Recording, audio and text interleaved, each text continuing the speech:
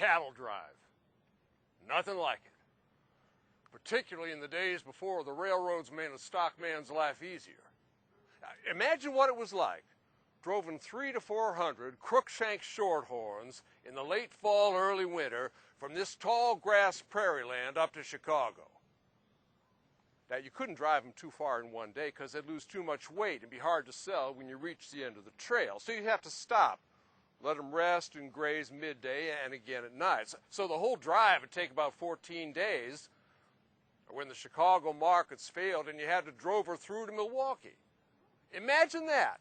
Hundreds of heavy, meaty, prime Scotch beef on the hoof. I didn't start out successful with cattle. Well, not what you call fit to be drive. I came out from Fayette County, Ohio, Washington Courthouse, with 2 milkers. Gave us plenty of milk and butter. 5 children, 1 still at the breast, and of course my wife, Dorothy. They were pretty darn cold. We arrived here in mid-December and stayed with friends until I could build us a cabin of our own. Now, the timber provided the raw materials for our shelter and our fuel. It did us well enough in the early days. Now, you had to break the sod to get to planting, but it was wintertime and you had to eat. And that sod was hard to break. I cleared about 10 acres of timber, first farm I had. Made rails out of the best and used the rest for wood. And that ground was easy broke. Wild grasses grew and then bluegrass, and that you could break with just 2 horses. Now, we planted corn early on, and what we didn't use ourselves, we took to market in Pekin and Peoria. Wheat came later, and we took that to market too, up to Chicago. How did I get started in the livestock business? Hard to remember which came first. You had to break the soil to get to planting, but it was wintertime, and you had to eat. So, of course, you eat what's close to hand. And that was hogs, them old boars. You didn't want to mess with them. They could cut a dog's eyes out first lick they give it. And they weren't much good to eat either. Caught the young ones wild. Yep, caught them wild, and commenced to breeding them just as fast as we could. Breed the wild out of them and the good eating into them. Well, we didn't use ourselves. We'd take to market in Pekin. A lot of packing houses there in the early days. When I had a little money, I bought myself some Berkshires and introduced their line. And that allowed us to develop the breed. Did the same thing with the cattle. Now, as I said earlier, I only had 2 milkers. But other settlers came out, and they brought stock with them. Now, I always aimed to get the best I could find, and the local stock was poor quality, scrubby. You didn't want to introduce their line into yours. So I'd go down to Shelby County, buy me some cattle there, bring it home and brand it, and put it out to graze on our good grass. Now, we didn't feed them corn. We didn't do what you call full feeding on corn.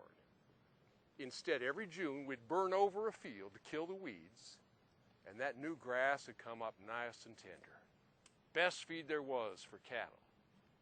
Now, of course, you had to be smart enough to buy just enough cattle for the land you had. You didn't want the grass to get scarce. If that happened, your stock wouldn't be fit for sale the next year.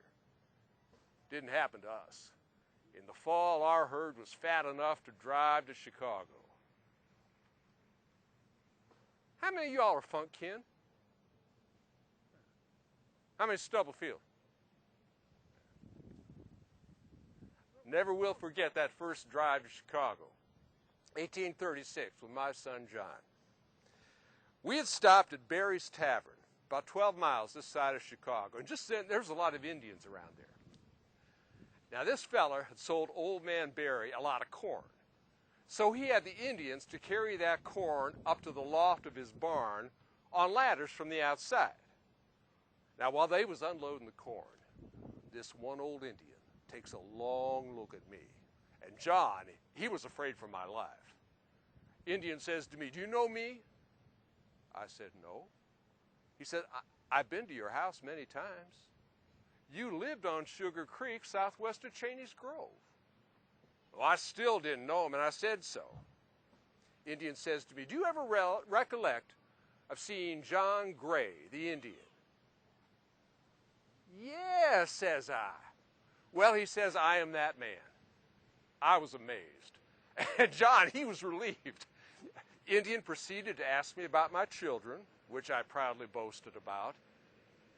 Then John Gray says to me, I had 2 boys, but they was killed in battle with another tribe, and my wife is dead. There is no living person that has a drop of my blood in their veins. And he wept like a baby.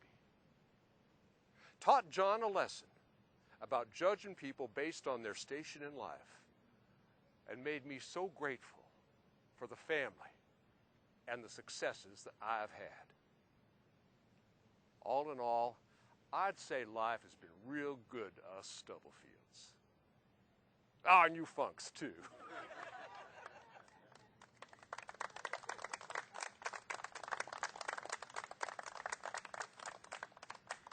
For more than a year before his death, Robert told various people that he did not have long to live. Just days before his death, he told a minister that he believed he would soon die and that he was willing to depart, wishing to remain longer to enjoy the company of his children, only if it was God's will. On June 8, 1870, Robert enjoyed a hearty dinner, retiring to the porch of his home to talk with his son, Jesse. Within 10 minutes, Robert died peacefully, falling into Jesse's